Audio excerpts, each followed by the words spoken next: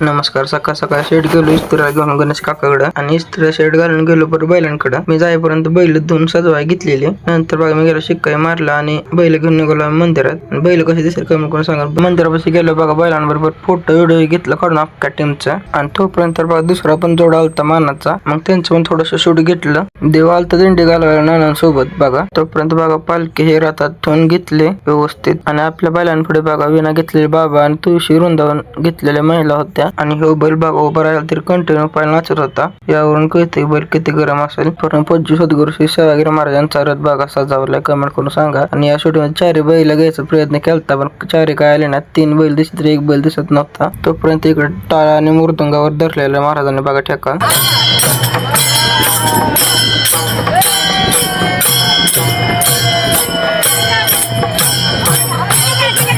आणि दिंडी चौकात येतात बघा. अशा प्रकारे दिंडीचे स्वागत करण्यात आले.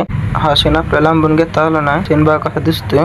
ज्याने लावून बैला तो सांगू शकतो कसा दिसला. आणि हा बाबांचा असं म्हणत रिंगणाचा असा गोल असा व्हिडिओ घे. मग बाबाने सांगितलं म्हणजे आपण पण घेतला व्हिडिओ.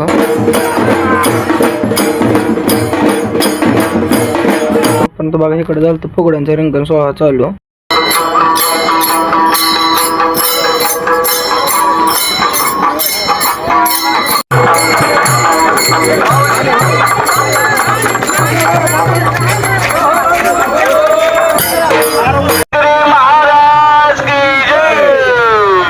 कसं आहे भावानं दंडे घालायला पब्लिक. आणि तुम्ही या पब्लिक मध्ये कुठं होता हे कमेंट करून सांगा. हे चार पण बैल बघा दंडे पुढे कसे दिसतात मानाचे कमेंट करून सांगा भावानं एकदा.